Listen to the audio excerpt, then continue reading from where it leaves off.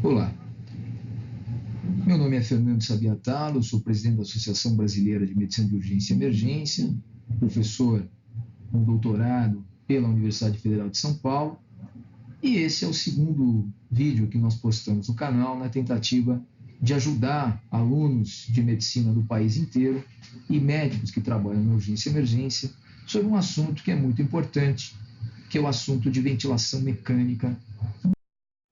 Nosso objetivo vai ser te ensinar a conhecer as principais características do que a gente chama de modalidades convencionais, dominar os parâmetros das principais modalidades de ventilação mecânica, para que você possa, ao menos sob o ponto de vista teórico, entender um pouquinho sobre ventilação, urgência e emergência. Bom, nós vamos começar falando sobre modo e modalidade. Em geral, modo é a forma pela qual o ventilador disponibiliza o ciclo. Então, eu posso disponibilizar o ciclo de maneira controlada, o que significa que o paciente não vai ter nenhuma participação na ventilação, ou melhor, ainda que ele queira participar, o ventilador vai impedir essa participação. E a forma assisto controlada, em que existe uma interação, em que o ventilador fica sensível a, digamos assim, movimentos ventilatórios ou tentativas do paciente. Modalidade é mais relacionada a qual variável o ventilador vai fixar, com qual variável ele vai trabalhar. Então, por exemplo, quando a gente fala em VCV, que é Volume Control Ventilation, ventilação controlada a volume, cabe aqui algumas distinções para que você entenda o gráfico e entenda o que significa. Fluxo é um deslocamento de gás. Deslocamento de gás no tempo, a gente deveria chamar de taxa de fluxo. Pois bem, a área do fluxo no tempo, portanto, a área da taxa de fluxo é o que a gente chama de volume. Então, aqui já cabe uma explicação para você. O que o ventilador faz? Ele mede o fluxo através de um transdutor, de um sensor. Então, todos os ventiladores vão ter que ter um sensor de fluxo.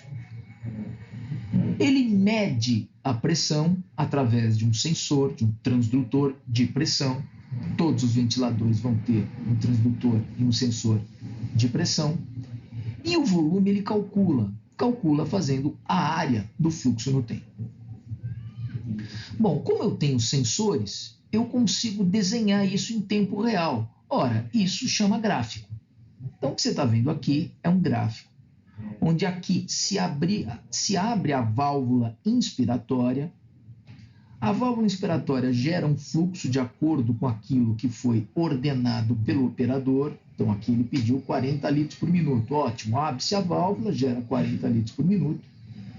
Isso vai continuar de maneira constante durante um determinado tempo. Que tempo é esse? É o tempo inspiratório, tempo necessário para encher um determinado volume no paciente ou no circuito mais paciente.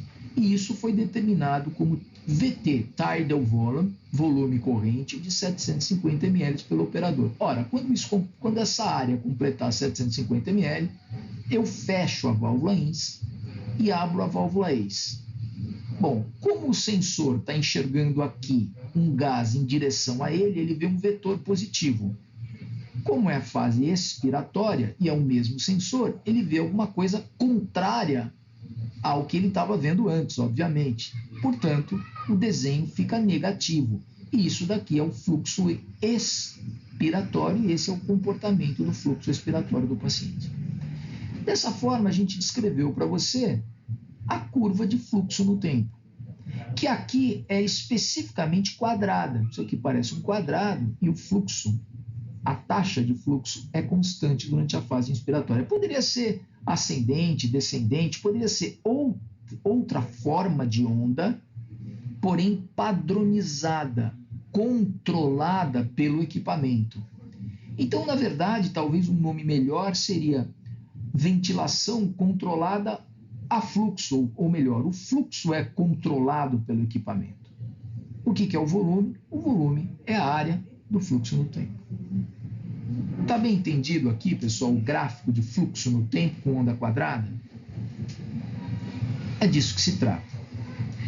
Agora, aqui embaixo, você percebe uma onda de pressão no tempo na modalidade VCV. Veja que coisa interessante. Essa primeira parte aqui, essa primeira parte da onda pressórica, é a onda que a gente poderia chamar de pressão resistiva. Então, o que impede o movimento? Qual a impedância do movimento do gás? A primeira impedância é o atrito do gás na parede da via aérea. Então é como se você estivesse entrando, como se você fosse entrar num salão com aquelas portas móveis. A primeira coisa que você tem que fazer é abrir a porta. Então existe uma certa resistência a ser vencida. Depois dessa resistência a ser vencida, imagina que é como se você estivesse enchendo uma bexiga. Quanto mais molinha a bexiga, menos inclinada vai ser essa curva, essa segunda parte da curva, ela vai ser mais deitada, porque quando você projeta aqui nas coordenadas, você vai ver que você precisou de pouca pressão para encher a bexiga. Ou seja, essa primeira parte eu chamo de pressão resistiva, essa segunda parte eu chamo de pressão de recolhimento, e essa parte final aqui, que é a soma das duas, é a famosa pressão de pico. Claro que isso está sendo gerado enquanto eu faço a infusão, né? Enquanto eu encho, entre aspas, o paciente. Aqui, quando eu iniciar a expiração, eu vou fechar a válvula INS, e aí, evidentemente, eu vou ter uma curva pressórica neste sentido, já que o paciente está expirando. E assim sucessivamente. Então, se eu tiver, por exemplo, um DPOC, eu não tenho mais pressão resistiva, então essa parte de pressão resistiva vai estar mais alta. Portanto, a pressão de pico também vai estar mais alta. Se eu tiver um paciente com SARA, o pulmão é duro, então eu tenho que fazer mais pressão para encher o pulmão. Não obstante, no começo da síndrome, a pressão resistiva é praticamente normal. Ou seja, a soma das pressões também vai ser maior. Então, a pressão de pico vai ser maior também, mas por motivos diferentes. Então, dessa forma, a gente explica a VCV em onda quadrada. Como é que a gente configura? Aqui está uma configuração básica, uma frequência respiratória, um volume corrente e um fluxo. Uma fração inspirada de oxigênio, uma PIP. E aqui, se você ligar a sensibilidade, como eu vou mostrar daqui a pouco, você configura um assist controlado. Agora, como eu falei para vocês, o mesmo VCV pode ser com uma onda descendente. Tá vendo? Isso aqui é uma onda descendente para o mesmo VCV com a mesma configuração anterior.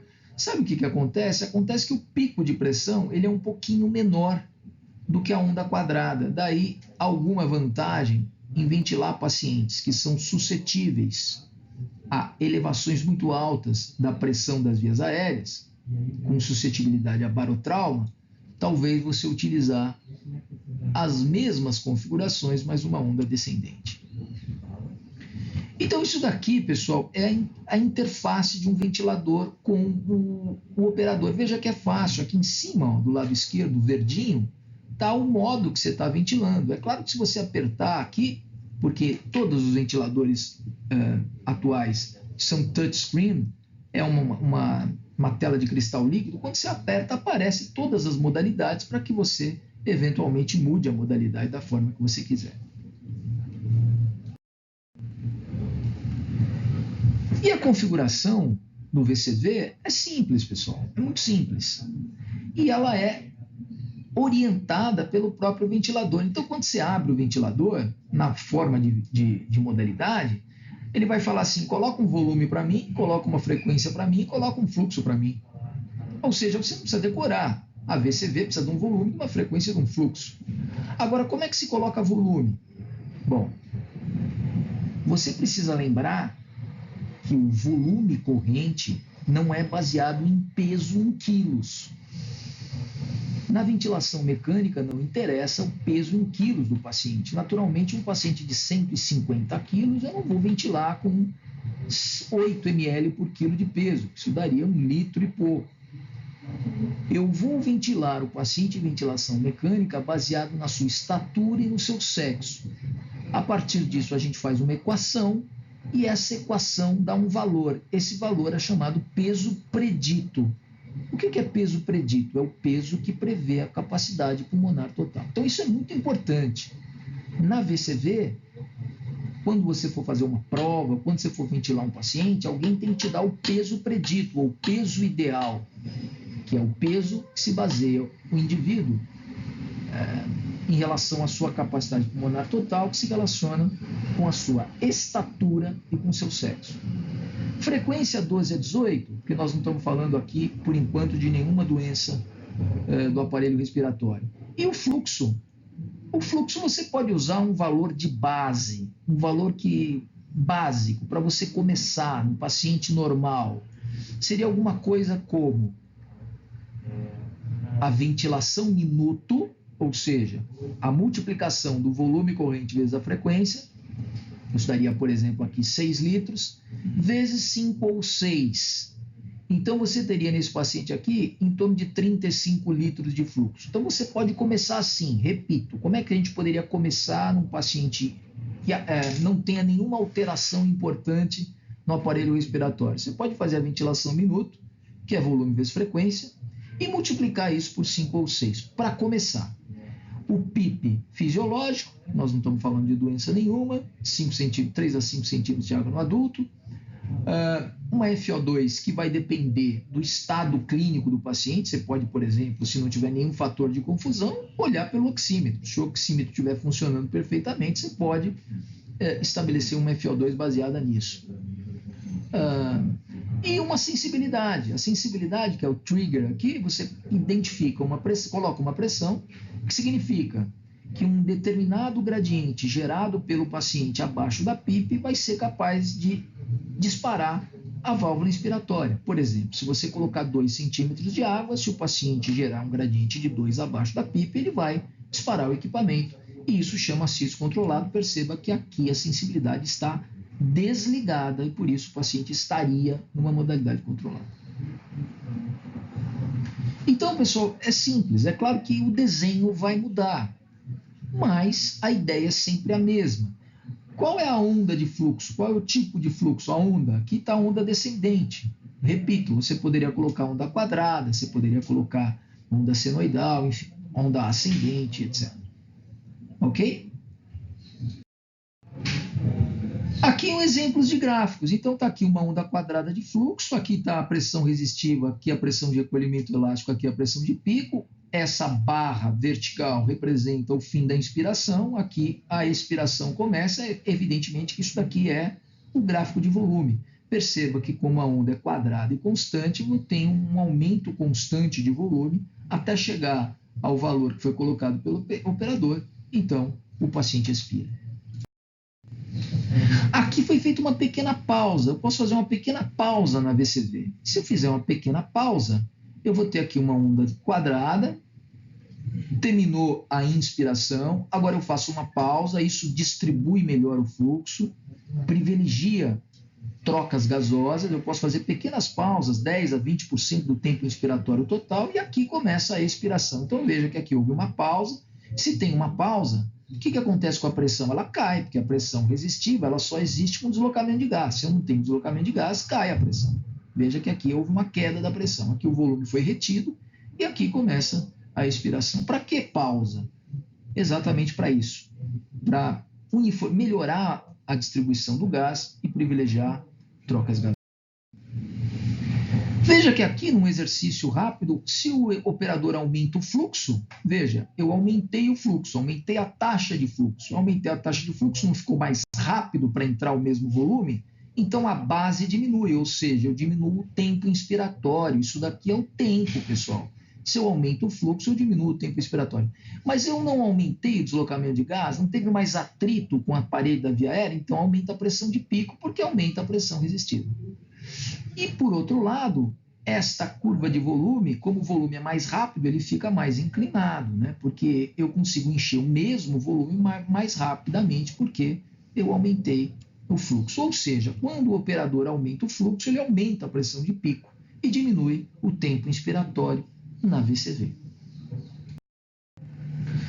Aqui eu aumentei o volume corrente. Então, como eu aumentei o volume corrente, eu demoro mais tempo para encher o paciente, né? Então, está aqui o mesmo fluxo, mas demorando mais tempo para encher o paciente, ou seja, o tempo inspiratório aumenta, porque o fluxo se manteve o mesmo, mas o volume corrente é maior. Então, como eu tenho que encher mais, com a mesma velocidade, digamos assim, eu vou demorar mais tempo.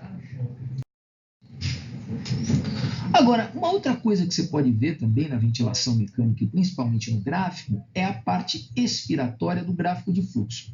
Eu quero lembrar vocês que todo paciente, quando ele expira na ventilação mecânica, a ventilação é passiva, ou seja, quando a gente quer conhecer a mecânica respiratória do paciente, a gente deve olhar para a fase expiratória. Então veja que interessante, aqui eu tenho uma diminuição do fluxo expiratório desse paciente, hipotético, ou seja, há uma limitação ao fluxo expiratório. Eu tenho diminuição do fluxo expiratório. E veja o comportamento do gráfico na expiração. É quase uma reta aqui até zero. Aqui eu tenho uma concavidade que se direciona para as abscissas, um achatamento e uma demora até chegar no zero. Isso é um aumento de resistência das vias aéreas que eu posso olhar pelo gráfico. Então, quando a gente quer olhar alterações de mecânica expiratória, a melhor forma de olhar na VCV é a fase expiratória. E eu posso ver mais coisas no gráfico também. Veja que coisa interessante. Como o fluxo é constante, aqui nesse exemplo, e quadrado, se o meu paciente faz um esforço, ou seja, se ele cria uma demanda muito maior do que eu estou dando para ele, porque aqui o fluxo é fixo, imagina, 40 litros por minuto. Imagina que meu paciente faz um esforço inspiratório, que ele está acordado e gera 70, e ele precisa de 70 litros. Eu só estou dando 40. Então o que vai acontecer? Ele vai dar uma despressurizada no sistema, tá vendo? E vai fazer essa barriguinha aqui. Isso daqui é próprio de fome de fluxo. O que a gente vai fazer? Obviamente, a gente vai ver qual é a situação clínica do paciente, mas, do ponto de vista da ventilação, seria só aumentar o fluxo para retificar o gráfico. Então, a ventilação com onda quadrada, a pressão depende de complacência, a pressão, né? A pressão PAW é a pressão das vias aéreas. Ela depende da complacência, do recolhimento, da pressão de recolhimento, do volume corrente que você der e do fluxo. Volume corrente e frequência é controlada pelo ventilador, o padrão de fluxo também é controlado pelo ventilador, você pode ser quadrado, pode pôr quadrado, descendente, ascendente, mas é o ventilador que vai controlar. O tempo inspiratório depende do fluxo e do volume que você colocar, e as curvas mais importantes são fluxo, tempo e pressão. Bom, como eu falei para vocês, existe um modo de ventilação VCV, assisto controlado, descendente. Está aqui a onda descendente, perceba como é o comportamento e como eu falei para vocês, a pressão de pico gerada é menor. Então depende da complacência do volume do fluxo também, o volume corrente é controlado pelo ventilador, a frequência também é pelo ventilador, o padrão de fluxo aqui é descendente e o tempo inspiratório também é controlado pelo ventilador, porque depende do fluxo e do volume. Muito bem. Dessa forma, a gente termina essa primeira parte de VCV e a semana que vem a gente convida vocês a assistir a segunda parte da aula, quando a gente vai falar de PCV. Um abraço, até lá.